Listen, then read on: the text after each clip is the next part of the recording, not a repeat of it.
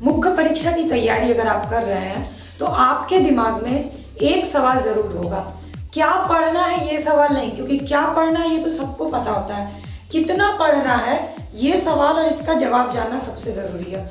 उसमें भी ऑप्शनल से ज़्यादा आपका फोकस होता है जीएस पे, क्योंकि जीएस ही एक सब्जेक्ट ऐसा सब्जेक्ट है जो आपको बाकी स्टूडेंट से अलग स्कोर दिला सकता है। यानी अगर जीएस में आप प्रॉपर आंसर लिखते हैं तो आप रैंक होल्डर हो सकते हैं, टॉपर्स की लिस्ट में हो सकते हैं।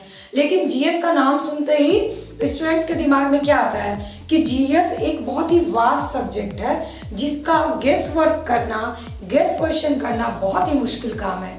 नहीं, बिल्कुल भी ऐसा मुश्किल काम नहीं है। अगर आप बीपीएससी का एग्जाम देने वाले हैं तो मैं आज जो एनालिसिस कर रही हूँ ना वो बीपीएससी मुख्य परीक्षा के लिए कर रही हूँ और जीएस के सब्जेक्ट वाइज कर रही हूँ। तो आज का हमारा सब्जेक्ट है पॉलिटी यानी भारतीय राज व्यवस्था। इसमें मैं आपको बताने वाली हूँ कि कौन से टॉपिक आपके मेंस के लिए इम्पोर्टेंट है, यानी कौन से टॉपिक आपको पढ़ने हैं और कौन से छोड़ देने हैं।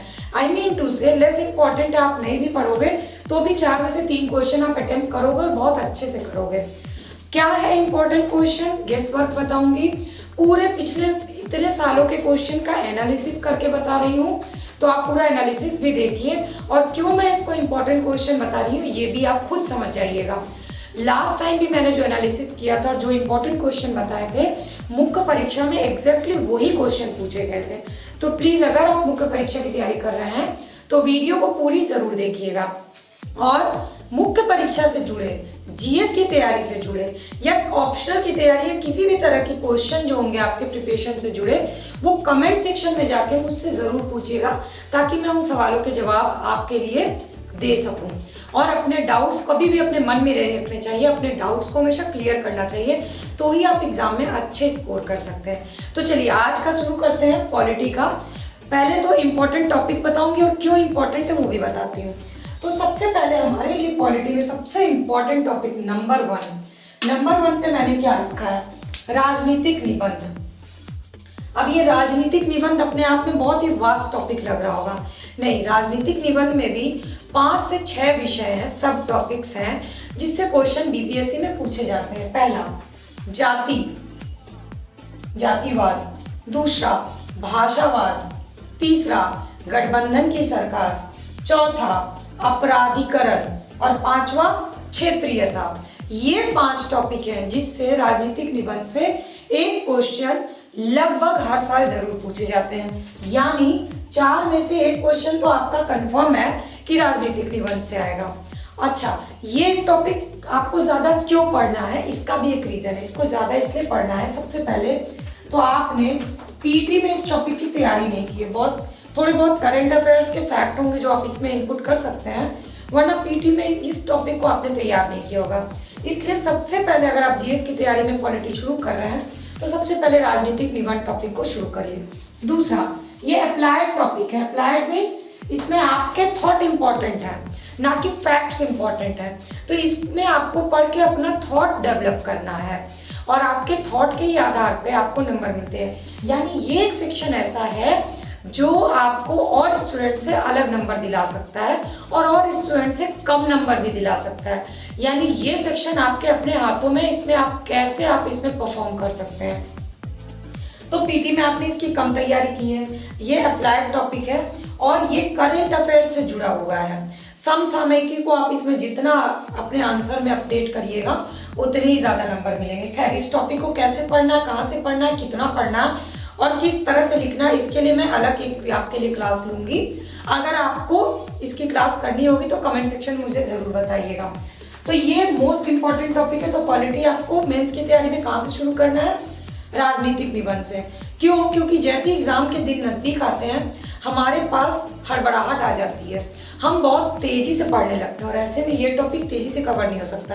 और जब तक प्री का रिजल्ट नहीं आता है तो आप बहुत आराम से पढ़ते हो और ये टॉपिक ऐसा है जिसमें आपको आराम से समय देने की जरूरत है। तो शुरुआत करिए राजनीतिक निबंध से। क्वेश्चन देख लीजिए, 65th बीपीएससी में इससे क्वेश्चन नहीं पूछा है, 64th में पूछा गया, 63rd में पूछा गया, 60वीं से 62वीं में पूछा गया, 56वीं से 59वीं में पूछा गया, 48वीं से 52 में पूछा गया, उससे पहले भी पूछा गया है।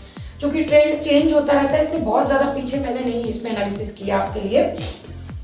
तो अगर ये 65th में नहीं पूछा गया है और इससे पहले लगातार सभी सालों में पूछा गया है, तो अपने आप इस साल के लिए आपके लिए ये बहुत इंपॉर्टेंट हो गया है। यानी जातिवाद, भाषावाद, गठबंधन की सरकार, अपराधीकरण और क्षेत्रीयता, इन 5 टॉपिक से आपसे एक क्वेश्चन जरूर इस बार के मेंस में पूछा जाएगा। तो सबसे पहला टॉपिक हो गया आपका इंपॉर्टेंट। अब चलते हैं दूसरा टॉपिक। दूसरा टॉपिक भी है राजनीतिक गतिशीलता। ये अपने आप में एक ही टॉपिक है जिसको मैंने ये टाइटल दिया है, जिसमें क्वेश्चन होते हैं चुनाव, निर्वाचन, निर्वाचन आयोग, चुनाव प्रचार, चुनाव प्रक्रिया, राजनीतिक दल, दबाव समूह यानी चुनाव, राजनीतिक दल यानी जो राजनीतिक पार्टीज हैं उनसे रिलेटेड जो भी क्वेश्चन, उनका गठन, उनका चुनाव, उनके पीछे दबाव समूह, उस टाइप के जो क्वेश्चन होते हैं उसको मैंने रखा है राजनीतिक गतिशीलता में। अब इसमें आपके साथ प्लस पॉइंट क्या है कि 50% तैयारी आपने प्री में कर ली है, तो आपको क्या करना है, सिर्फ 50% की तैयारी करनी है। जो स्टूडेंट्स ये सोचते हैं कि मेंस की तैयारी अब नए सिरे से करनी है, उनको मैं बता दूं कि जो भी आयोग है ना, जिस आयोग की भी आप परीक्षा दे रहे हो, उसने इसी आधार पे इस एग्जामिनेशन को डिसाइड किया कि पहले आप प्री दीजिए फिर मेंस, ताकि प्री में 50% तैयारी आपकी हो जाए और उन्हीं फैक्ट्स को इस्तेमाल करके आपको मेंस का आंसर लिखना है। मैंने इससे रिलेटेड एक वीडियो शेयर की हुई है कि प्री के फैक्ट का इस्तेमाल किस तरह से मेंस के आंसर राइटिंग में करें। इसकी लिंक मैंने डिस्क्रिप्शन बॉक्स में दिया, आप जरूर देखिएगा। तो ये जो टॉपिक है, इससे 65वीं में 2 क्वेश्चन पूछे गए, 64वीं में नहीं पूछा गया, 63वीं में 2 क्वेश्चन पूछे गए, 60वीं 62वीं में 1 क्वेश्चन, 56 और 59 में भी 1 क्वेश्चन पूछा गया। यानी इसका ट्रेंड बढ़ रहा है, ऐसे चल रहा था और अचानक से ये 2 क्वेश्चन का ट्रेंड आ गया। दूसरा, चूंकि बिहार में इस बार चुनाव हुए हैं, इलेक्शंस हुए हैं, तो अपने आप में आपके लिए एक टॉपिक इंपॉर्टेंट हो गया। यानी दूसरा आपके लिए टॉपिक 4 में से 1 क्वेश्चन क्या हुआ, चुनाव यानी राजनीतिक गतिशीलता, ये हो गया आपके लिए वेरी इंपॉर्टेंट क्वेश्चन। तो 4 में से 2 क्वेश्चन तो कंफर्म मान लीजिए। अब बाकी के 2 क्वेश्चन डिसाइड करने हैं हमें। तो चलिए तीसरे टॉपिक में चलते हैं। तीसरा टॉपिक, तीसरा नंबर मैंने दिया है फंडामेंटल राइट्स, मौलिक अधिकार, डीपीएसपी, नीति निर्देशक तत्व, फंडामेंटल ड्यूटीज। आप ड्यूटी को हटा भी सकते हैं, इससे क्वेश्चन नहीं पूछा गया।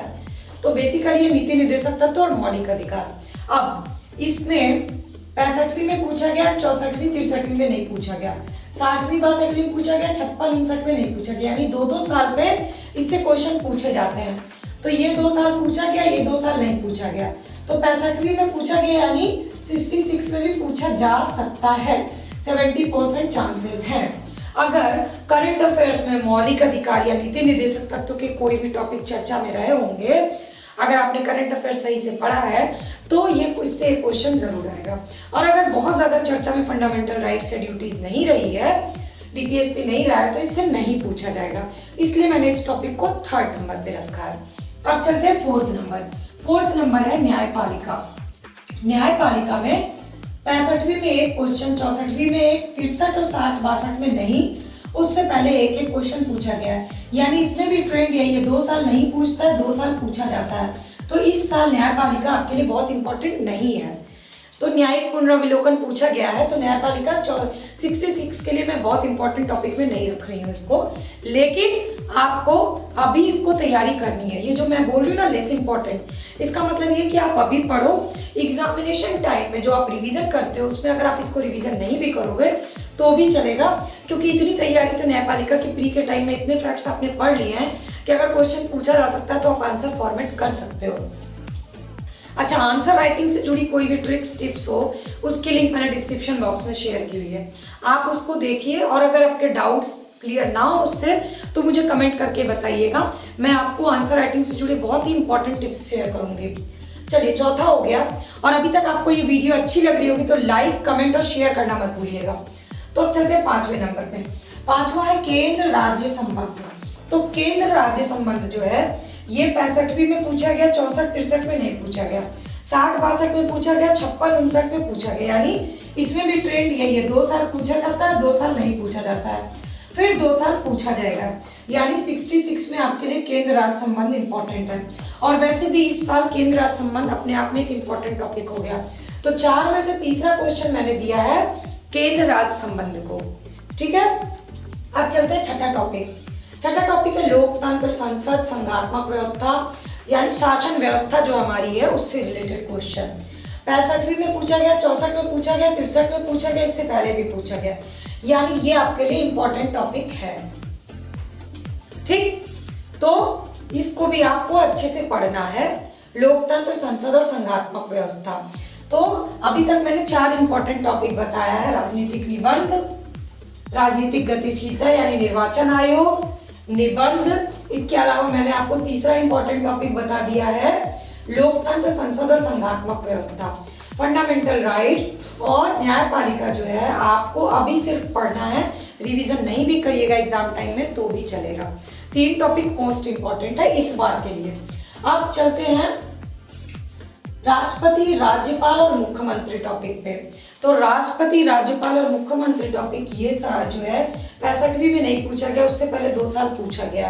तो इस बार आपके लिए मुख्यमंत्री इंपॉर्टेंट हो सकता है क्योंकि बिहार में मुख्यमंत्री का चुनाव हुआ है, तो इसको मैंने रखा है इस बार वेरी इंपॉर्टेंट में। तो अभी तक हमने वेरी इंपॉर्टेंट किसको किसको रखा है। पहला वेरी इंपॉर्टेंट क्वेश्चन राजनीतिक निबंध, जिसमें आपको ये 5 निबंध तैयार करने हैं, राइट।